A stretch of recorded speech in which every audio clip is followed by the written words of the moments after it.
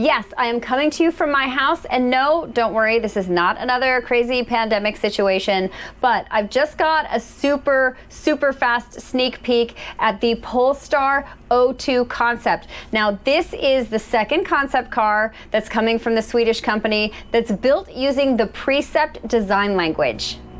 For those who don't know, that's a 2+2 concept with a low wide body, long wheelbase, and classic sports car proportions. Also, it's electric. The O2 is a two-seater. It's a convertible or a spider, whatever you want to call it.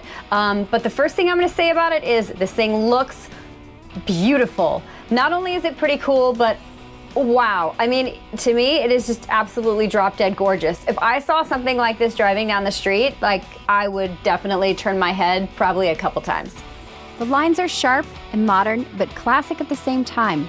The wheels look requisitely concept large, of course. The wraparound windshield looks great, and I'll assume that is a retractable hardtop. The interior, yeah, it's a concept, but you know what? With how modern everything is looking these days, looks like a decidedly normal car.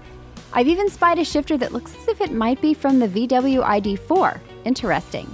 It gets a tablet-sized touchscreen as well.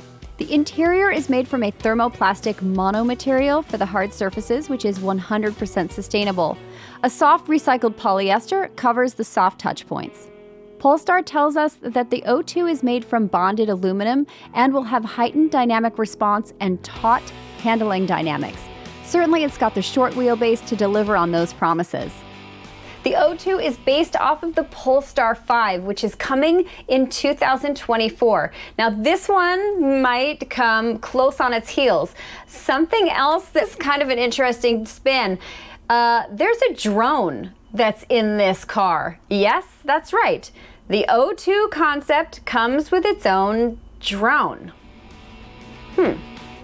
For you social media animals out there, a drone that is integrated behind the rear seats will deploy while you're driving and capture wicked shots of you driving on the 405 in gridlock traffic. Or maybe better on a perfect windy beach road. I am going to steer clear of you when you're taking your driving selfie though. Thanks. We expect that there is going to be a lot more news with this one because Polestar plans to release 3 cars over the next 3 years starting in 2022. I think this should be one of them. I think this should be probably the first one. It's gorgeous. I would drive it. So stay tuned.